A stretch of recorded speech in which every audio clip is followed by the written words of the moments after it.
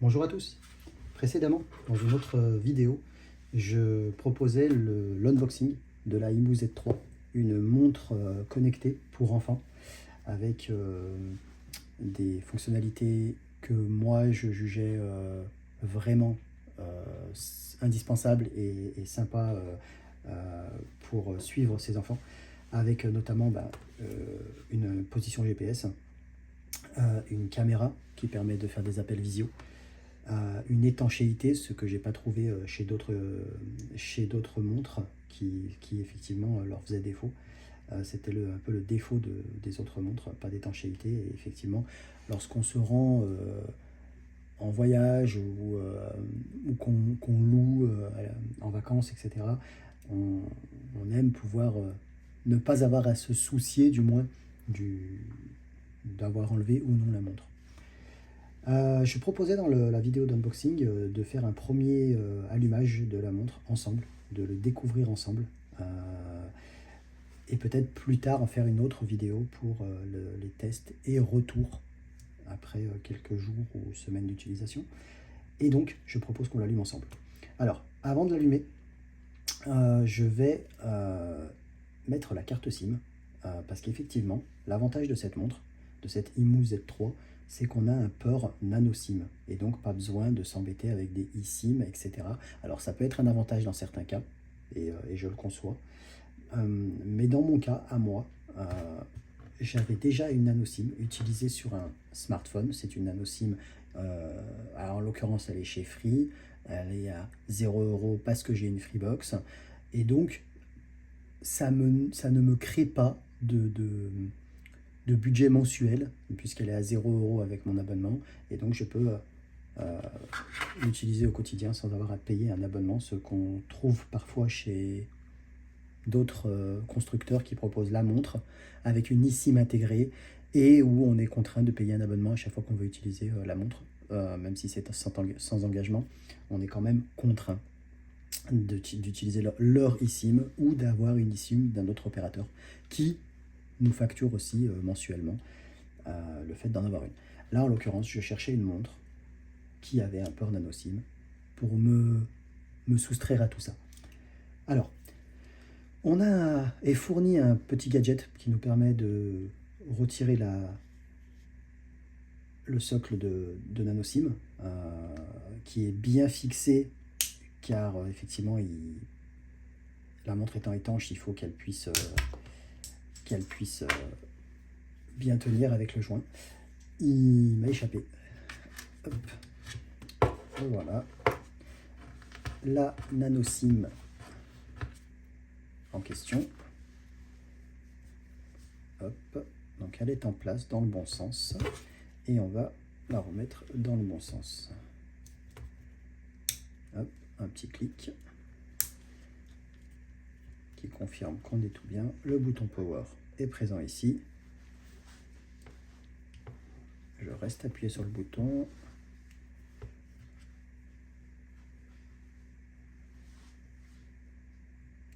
Petite vibration qui confirme l'allumage. Je lâche le bouton. Bon, l'écran semble suffisamment lisible. On a un choix de langue rapidement. Donc on va se positionner sur la langue française. Confirmer. Merci d'avoir choisi Imu. Vous pouvez utiliser la montre pour interagir avec l'application liée, comme en passant des appels ou en discutant. L'application peut accéder aux informations suivantes. On a des informations de localisation, tant mieux, c'est ce que je souhaitais, la position GPS. Les SMS, très bien, pour pouvoir échanger par SMS si besoin. Utilisation du temps d'écran. Là aussi, on pourra revenir sur le sujet lors du test. J'expliquerai pourquoi l'utilisation du temps d'écran m'inquiète moins. Effectivement, je rentrerai dans les détails pourquoi. Coût des appels, mais ça, bon, c'est lié au forfait, donc généralement les personnes qui en sont là savent un peu à quoi s'en tenir. Utilisation des données, consommation d'énergie, historique d'achat d'applications, etc. Information de base, carnet d'adresse, nombre d'amis, point de coordonnées, identifiant, enfant. La montre nécessite des autorisations suivantes: appeler, envoyer des SMS, accéder aux données de localisation, accéder au réseau, activer et désactiver le Bluetooth, collecte d'informations sur l'opérateur. Pour plus de détails, voir la politique de confidentialité. Alors j'accepte, et là on arrive directement sur la montre. Hop, nouvelle version détectée, mettez-la à jour. Vérification des informations. Bon, j'ai à peine touché l'écran, visiblement il semblerait que ça lance la mise à jour. Nouvelle version disponible, on a le changelog, correction des problèmes pour améliorer la stabilité du système. Alors, est-ce que je peux la faire par la suite ou non? Est-ce que j'ai la possibilité? Oui. Donc, conseil d'utilisation de la montre. Utilisez l'application IMU pour lier la montre. Donc, effectivement, on va prendre l'application sur le téléphone. La montre ne peut être utilisée normalement qu'après la liaison. Ok. Première liaison nécessaire. Bon. Alors, bienvenue, montre lire le guide nouvel utilisateur affiché maintenant. Vous pouvez balayer de la gauche vers la droite depuis l'écran principal. Ok, comme les montres qu'on connaît bien. Appuyez pour voir de nouvelles notifications. Ok. On descend. Comme sur le téléphone, on descend pour les notifications. Ok. Appuyez longuement avec 2 doigts pour faire une capture d'écran. Ok, intéressant. Donc si je descends comme ça, j'ai mes notifications. Je vois qu'on a mon opérateur, Free, la 4G avec le LTE d'ailleurs, et les barres de signal, pardon, je ne trouvais pas les mots.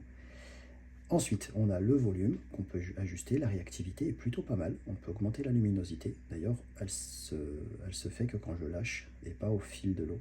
Ça, c'est pas mal. Niveau 4, on va rester au niveau 4 pour que ce soit niveau 5, pour que ce soit bien voyant entre nous.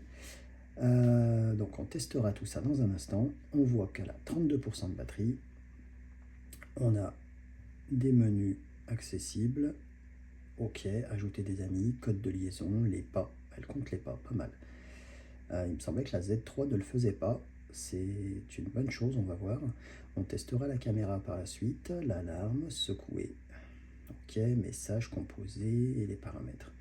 Ok. Alors, j'ai tenté de suivre l'installation liée à la montre au travers de ce qui est proposé sur la montre. Et là, quand j'appuie, effectivement, le message se retire instantanément et ne me permet pas l'ajout. Donc on va faire autrement. La montre fonctionne normalement après liaison avec l'application. Voilà, et ensuite ça s'arrête en mettant erreur réseau. Alors il est bien connecté au Wi-Fi. On est bien connecté au Wi-Fi.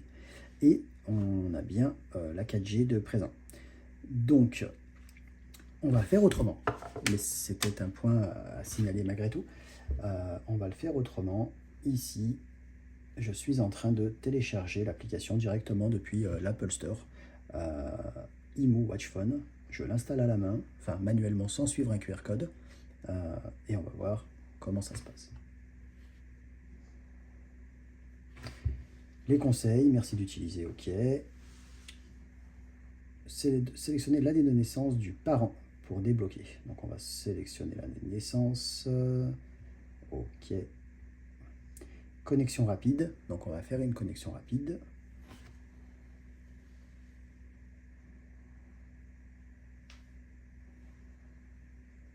En l'occurrence, on va se connecter avec le compte Apple pour faire plus simple.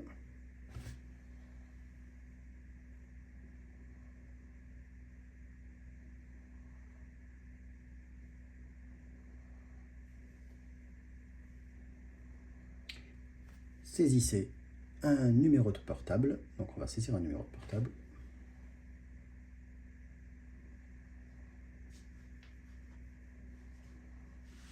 La connexion est en cours. Autorisez-moi à envoyer des notifications. On va l'autoriser. Lier la montre. Trouvez le code de liaison de la montre et scannez-le. Code de liaison non trouvé ou scanner. Scanner le QR code. Autoriser la gestion de la caméra. On va se rendre sur le QR code qu'on avait tout à l'heure. Une fois à droite. Liaison. La montre fonctionne normalement après liaison avec l'application. Saisir le code de vérification. Saisissez le code numérique affiché sur la montre. La montre doit être connectée à un réseau pour recevoir. Là, j'ai un code.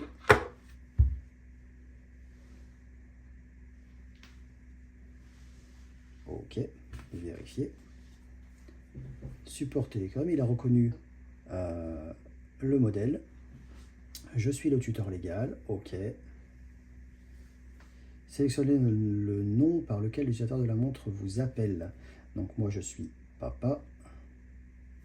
Sélectionnez un avatar. On va prendre un avatar soit choisi. Alors il ne nous dit pas si c'est l'avatar de papa ou si c'est l'avatar de l'enfant. Partons du principe que s'il me demande que moi je suis le papa, on va prendre un avatar d'un papa. Allez, on part là-dessus, peu importe. Hein. On le personnalisera par la suite. Félicitations, vous avez réussi la liaison. Vous êtes le premier membre de la famille à lier la montre IMU. Non, relier à la montre, IMU vous rejoindra pour protéger votre enfant. Mise à jour automatique lors de la connexion, non. En l'occurrence, je fais les mises à jour que quand je le souhaite. Compléter les informations sur l'enfant. Mise à jour automatique du système de la montre est activée. Ah, on est même forcé de faire les mises à jour. Pseudonyme sur l'enfant. Donc on va rentrer toutes les informations ici. Hein. Je vais le faire en live. Hein. Hop. Voilà. Alors, on a une mise à jour du logiciel. La montre de Djibril peut être mise à niveau en V.1.1.3.2. La montre téléchargera. Ok. Je vais fermer pour le moment, histoire de voir qu'est-ce qu'on peut faire de plus. Le chat familial, essayez de discuter avec votre famille, essayez de discuter avec votre enfant. Ok. Localiser. Donc là, on va avoir la map qui va s'ouvrir. Impossible d'obtenir la position de l'enfant. On regardera ça pourquoi lorsque l'app est active. Alors peut-être qu'il n'y avait pas encore les autorisations. Ok. Votre montre actuellement n'a aucune information de positionnement. Cliquez sur mettre à jour l'état de la position. Ok. Donc effectivement, on a peut-être une position à actualiser une première fois. Ok. On verra ça sur la montre par la suite. Mise à jour logiciel, ok. Aucun numéro de carte SIM n'a été saisi. Effectivement, je ne connaissais pas les numéros de la carte SIM qui est dans la montre. Parce que la carte SIM est dedans. Mais je veillerai à le faire. Ensuite, on a quoi? On a les membres liés, contact de la montre. Donc, ajouter un ami ou un contact. Là, et là, on va pouvoir appuyer pour ajouter des amis et des contacts. Et donc, on pourra effectivement lister les contacts autorisés à contacter cette montre et les contacts autorisés à ce que la montre puisse contacter en appel sortant. Le mode classe, lorsqu'il est en classe, pouvoir désactiver tous les usages connectés de la montre lorsqu'il est en classe pour se focus sur le travail. C'est important. Le mode sommeil, bon, le mode sommeil, notre enfant ne dormira pas avec, mais un mode sommeil semble exister. Pour garantir un sommeil paisible enfant, la montre sera désactivée en mode sommeil. D'accord, c'est pas un suivi du sommeil, c'est juste un mode sommeil qui désactive la montre.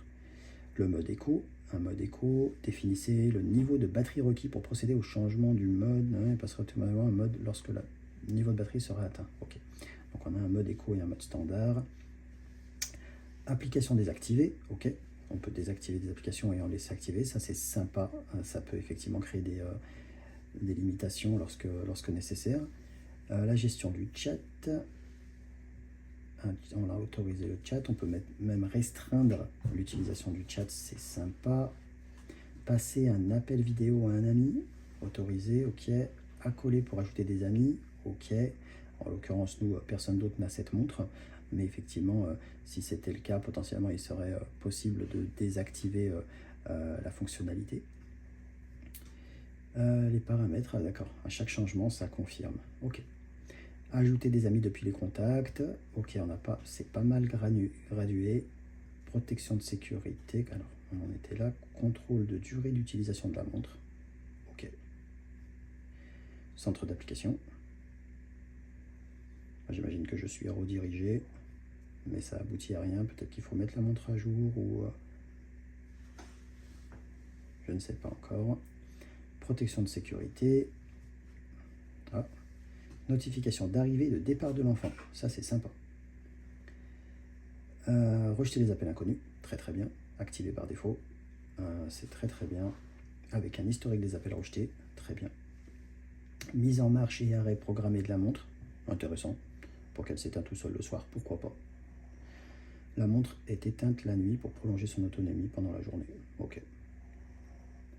Trouver ma montre, ça c'est bien. Si votre montre est perdue, verrouillez-la immédiatement. Ok. Localisation de la plus récente de la montre. Échec de l'obtention de la localisation. Il faudra qu'on regarde pourquoi on n'a pas cette localisation. Réseau de la montre. Ajouter un réseau Wi-Fi pour la montre. Effectivement, on l'avait fait tout à l'heure. Pourquoi pas? On va le refaire.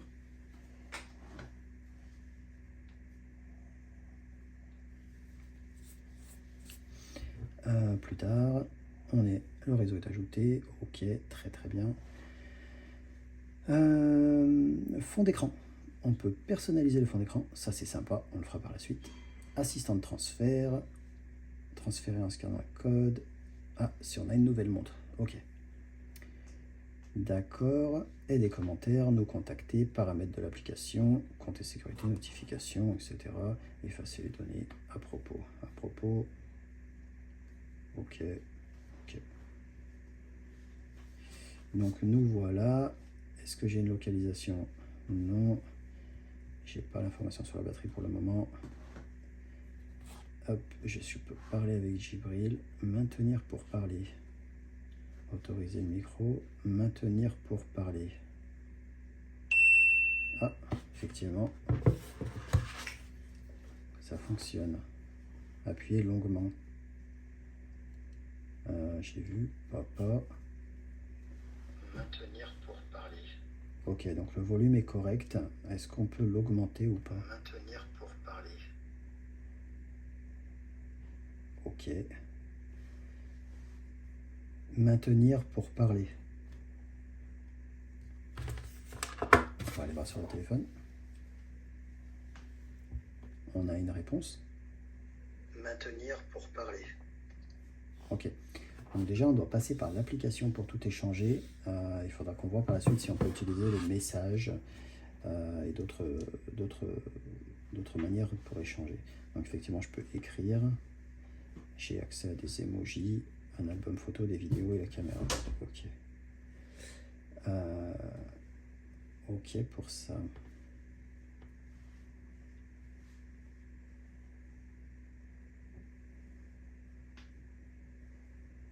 Ensuite, composer.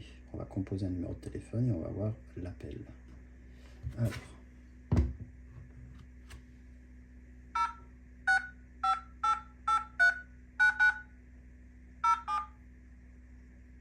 Alors là, j'appelle. Effectivement, ça apparaît sur le nom de mon contact. Allô? Allô? Ok, ça semble fonctionner. En haut-parleur. Allô? Allô? Allô? Ok. Donc on a bien le son dans les deux sens. Qu'est-ce que le mode confidentiel? Hop là. Ok. Et on descend pour raccrocher. Très bien. Donc ici, est-ce qu'on peut faire un appel visio maintenant? Appel visio. Je le place comme ceci.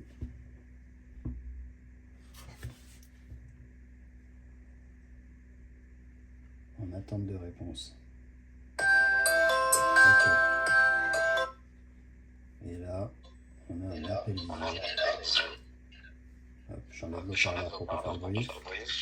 Et on a l'emplacement qui est proposé ici. Donc ça c'est plutôt pas mal.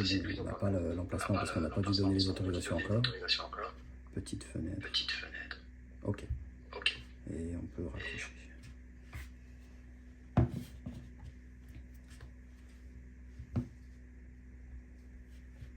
Donc si je retente un appel visio, est-ce que ça marche? Vous avez reçu un message d'appel vidéo. Ok. Et si je verrouille le téléphone et que je retente un appel, j'ai pas d'information.